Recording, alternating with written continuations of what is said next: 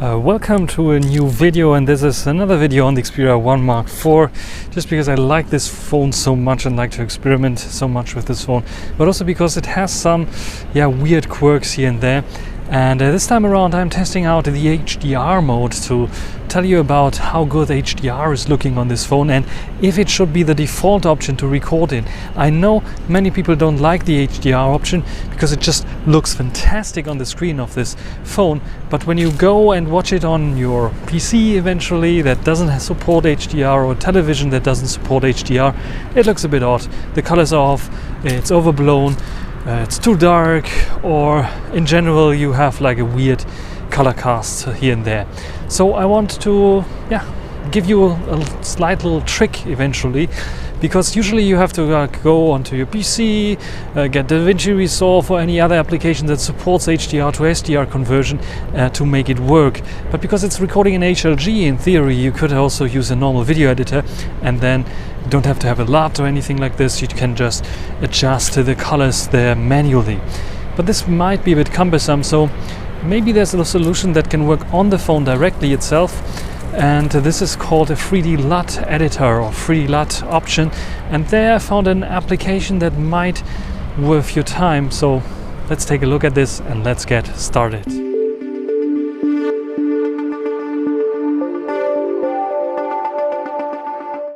So HDR is a good option on the Xperia 1 Mark IV because it allows me to do such a recording here where you have the sunshine in the background, or the sun setting basically here in the background, and you can see me in the foreground, and you should still be able to see my face properly.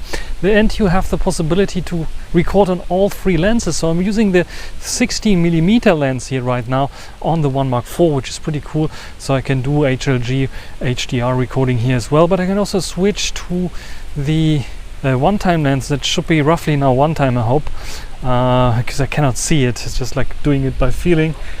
Yeah, it's a bit more. Now we have the one-time lens. There we go. And so you can do this, but I also have the ability to use the seamless zoom on the 1 Mark IV, which is pretty nice for doing all the shots. So if I find something very interesting in the far, for example, I want to zoom on it, I have the possibility to do so.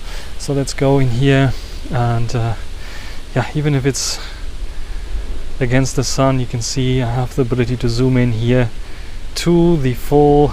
Now it's 85, 125, now it is 375 millimeters in HDR. And if I want to go back, of course I can go back to 85, for example, here, and all is greatly recorded in HDR, which is pretty fine and nice.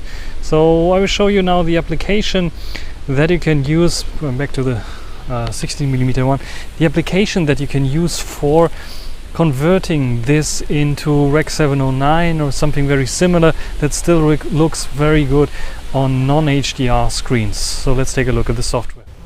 So let's take a look at the application that I meant. It's called 3D LUT that you can see here, and this application allows us to just simply open up or take a shot. So I can take a shot, then it will ask for the camera module, and I can take a shot to edit later on. But for our HDR example, I just open up from a gallery and a video that I took, just like for example this short little video of me walking around, and here I have the possibility to change brightness, contrast, TNT, saturation, black points and so on already for the video.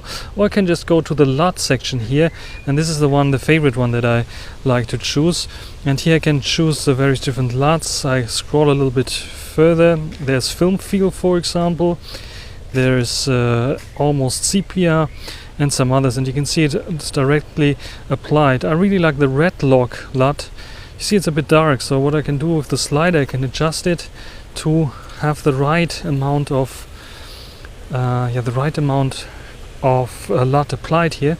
So if it's a bit too dark, for example, now I think it's looking okay. With this applied, I can see now how does it look in the extreme situation. I still think it looks good, and as this app in general, like all Android video applications does not allow HDR editing. You don't see it in HDR, only see it in SDR. And the only thing that you have to do is just press this OK button, and then you have the possibility to save it to the gallery or share it with other applications. And you can also add the 3D LUT mobile logo to the photo, in this case the video. Usually it's also applying it for photos, because you can also edit photos with this.